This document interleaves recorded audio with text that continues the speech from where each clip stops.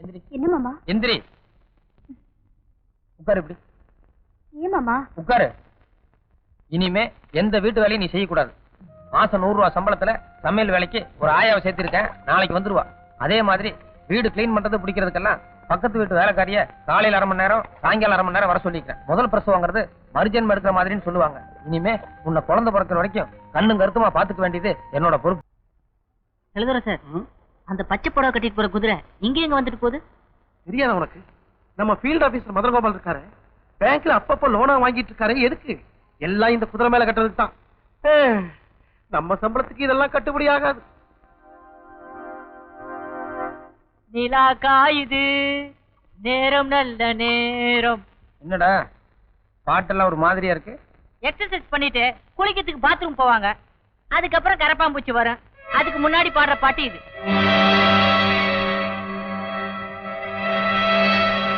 பழைய பாத்திரம், பட்டு புடவை இதெல்லாம் போட்டு கடை நடப்பாங்களே, அவங்க பாடுற பாட்டு இது.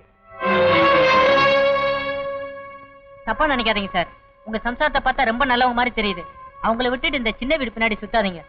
ஏன்னா அது உங்களுக்கு மட்டும் சின்ன வீடா இருந்தா பரவாயில்ல, ஏற்கனவே பல பேருக்கு சின்ன வீடு. அவங்க மேல அபாண்டமா பழி சுமத்துறதா நினைக்காதீங்க சார். நான் சம்பாதிச்சுதான் என் தம்பி தங்கச்சிகளை படிக்க வைக்கிறேன். அதனாலதான் நான் மத்தியானம் சாப்பிடுறதே இல்லை. ஆனா நீங்க இந்த ஆபீஸ்க்கு வந்ததுக்கு அப்புறமா உங்க சாப்பாட்டுல இருந்து எனக்கு பங்கு போட்டு கொடுக்குறீங்க. அந்த உப்ப தின்னதுனாலதான் நீங்க ஏமாந்துடக்கூடாதுன்னு உண்மையை சொல்றேன். முனியம்மா, போன் ரிங் ஆகுது, யாருன்னு பாரு. ஹலோ, யார் பேசுறது? துபாய் ஷேக் பேசுறேன்னு சொல்லுங்க. பேசுங்க சார். துபாய் ஷேக் பேசுறேன். துபாய் ஷேக் பாப்பா, போன வாரம் தானே வந்துட்டு போனீங்க, அதுக்குள்ள என்ன? ஒரு வேலையா வந்த. என்ன குரல் ஒரு மாதிரியா இருக்கு? தண்ணி சரியில்லை.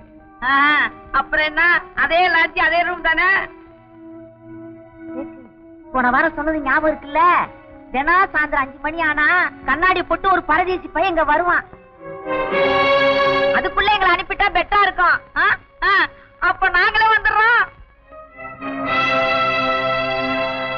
ஏன்பா, அது எனக்குன்னு எழுதி வச்ச வீடு தானே. இத்தனை நாளா நீங்க எனக்கு கார்டியனா இருந்தீங்க, சரி.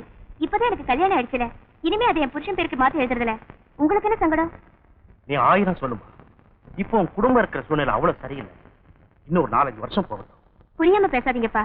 வீட்டை அவர் பேருக்கு மாத்தி எழுதாம இருந்தா மட்டும் என் குடும்ப சூழ்நிலை சரியா போயிடும் நினைக்கிறீங்களா? சரிம்மா, நீ சொல்றபடியே அந்த வீட்டை உன் புருஷன் பேருக்கு மாத்தி வைக்கிறேன். ஆனா நாளைக்கு உன் புருஷன் அந்த வீட்டை வப்பாட்டி பேருக்கு எழுதி வைக்க மாட்டாருன்னு என்னமா உத்தரவாதம்? ஏன்பா, உங்களுக்கு ஜோசியத்துல நம்பிக்கை இருக்குல்ல? எனக்கு குழந்தை பிறக்கும் போது ஒரு கண்டம் இருக்கிறதா ஜோசியர் சொன்னார்ல. ஒருவேளை எனக்கு அப்படி ஏதாவது ஆயிடுச்சுன்னா நாளைக்கு அந்த வீட்டை என் புருஷன் பேருக்கு நீங்க எழுதி வைப்பீங்கன்னு என்ன உத்தரவாதம்?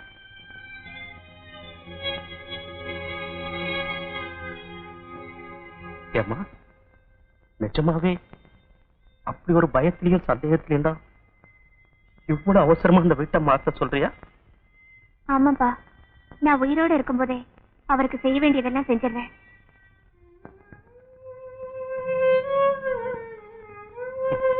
புருஷன் உசுரை காப்பாத்துறதுக்காக போராடின பொம்பளைங்களை பத்தி கேள்விப்பட்டிருக்கேன். ஆனா தான் உசுறு போகும்போது கூட அதுல தான் புருஷனுக்கு ஏதாவது ஆதாயம் இருக்குமான்னு யோசிக்கிற முத பொம்பளை நீதாமா. பாருமா, நீ நினைக்கிற மாதிரி நாளைக்கே இல்ல, இப்பவே அந்த வீட்டை உன் புருஷன் பேருக்கு மாத்தி எழுதிடுறமா. ஆனா ஒண்ணுமா, புள்ள பெத்துக்க போறப்போ மனசு நிறைவா சந்தோஷமா போகணுமா. இப்படி 1000 சஞ்சலத்தை வச்சுக்கிட்டு அவ நம்பிக்கையோட போக கூடாதுமா.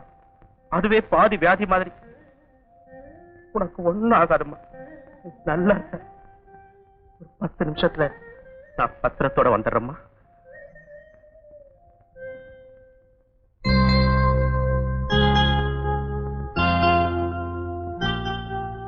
மாப்பிள்ள, உள்ள நிக்கிறதே ஒரு பைத்தியம். அதுக்கு அப்பங்கிற முறையில நான் துரதிருஷ்டசாலி. ஆனா புருஷங்கிற முறையில நீங்க பெரிய அதிர்ஷ்டசாலி.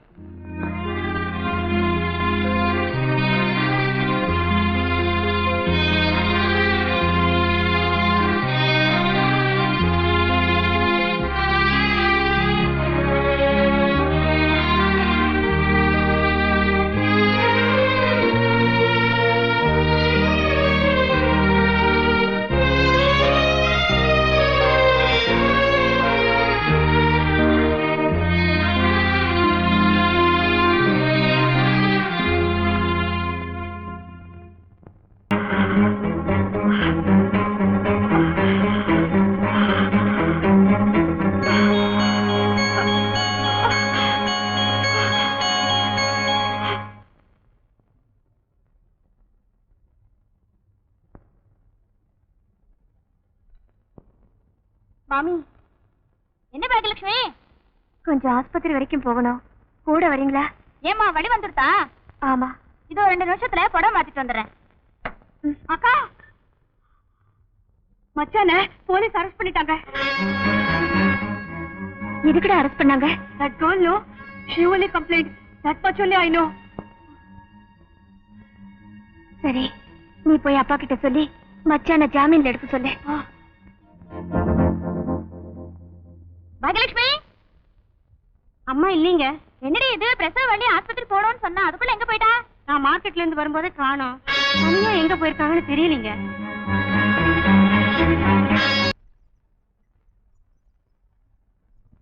சார், நீங்க இங்கே இல்லைங்க சார். அம்மனே, அம்மனே, மாப்பிள, என் அம்மனுக்கு என்ன ஆச்சு மாப்பிள? மாப்பிள, என் பொண்ணு முகத்தை காட்ட சொல்லுங்க மாப்பிள. மாப்பிள, என் அம்மனுக்கு என்ன ஆச்சு மாப்பிள?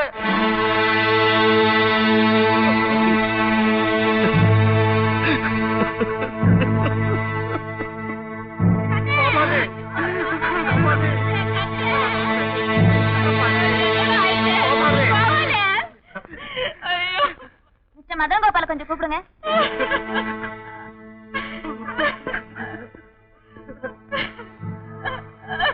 பேஷண்ட் ரொம்ப சீரியஸா இருக்காங்க. டாக்டர் உங்ககிட்ட கையெழுத்து வாங்க சொன்னாரு.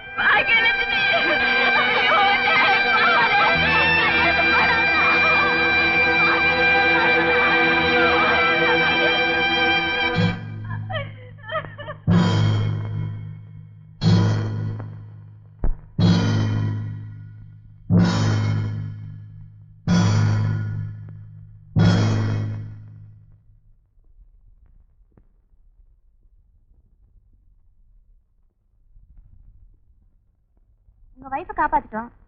ஆனா ஒரு சின்ன ப்ராப்ளம். எனக்கு அவதாரம், வேற எதை பத்தி எனக்கு கவலை.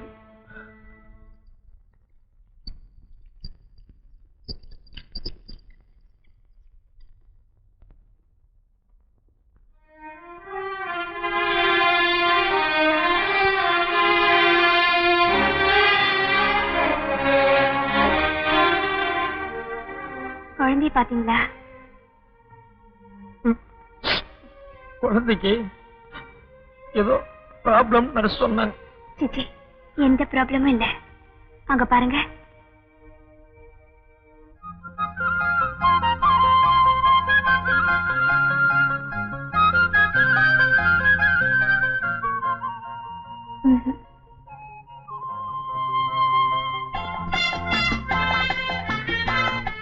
ரெண்டும் நல்லா இருக்குல்ல?